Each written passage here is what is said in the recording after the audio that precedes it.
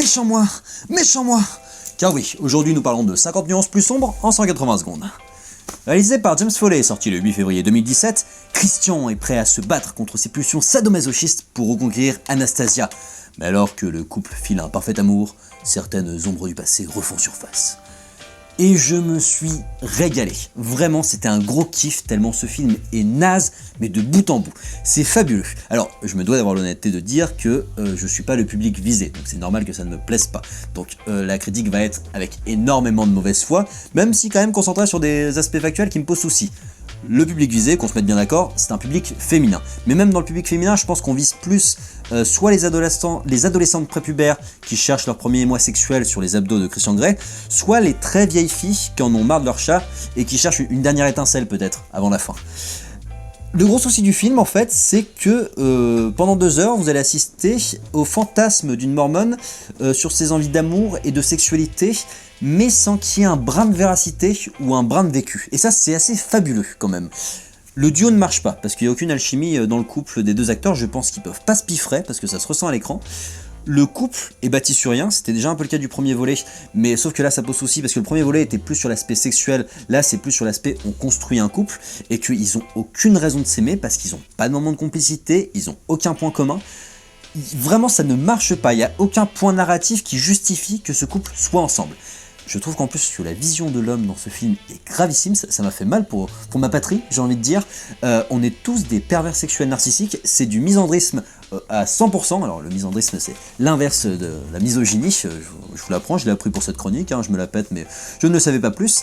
Le perso de Christian Grey, qu'on se mette bien d'accord, c'est un gros barjot, c'est un gros con, Dieu merci qu'il est riche parce que sinon il finissait en tôle quoi. Et le personnage d'Anastasia aussi me pose souci.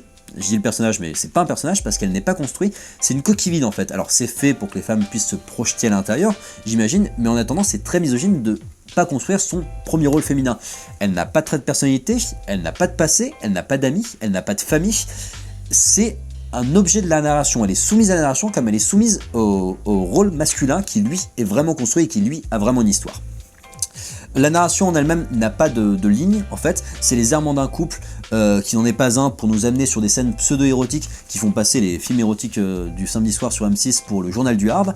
Les dialogues sont nanardesques, le jeu c'est pas mieux, le montage est calamiteux, c'est-à-dire qu'on a plein de petites épreuves mais qui nous sont poussées à une vitesse folle. Il y a notamment un accident d'hélicoptère à un moment, et en l'espace de 5 minutes, on a l'accident, la peur d'avoir perdu le héros qui finalement est vivant, le héros qui est rentré chez lui, ça se passe à une rapidité.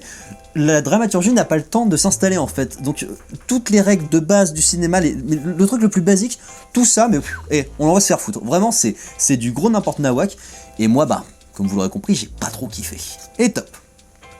Alors, je tiens à préciser que j'ai pas aimé ce film, je trouve que c'est vraiment pas bon, mais je comprends qu'on peut trouver un certain intérêt, et que c'est pas plus grave dans son propos que peuvent l'être le penchant masculin de ce genre de film. Je pense notamment à des films comme Projet X, par exemple, qui étaient sensiblement identiques, c'est-à-dire que c'était les fantasmes d'un puceau sur des femmes qui étaient que des objets et lui qui était un tombeur, alors que c'était probablement juste un éjaculateur précoce. C'est la même organe et le même souci, sauf que là c'est le penchant féminin, alors que Projet X était le penchant masculin de ce genre de misogynie, de misandrisme, de tout ce que vous voulez.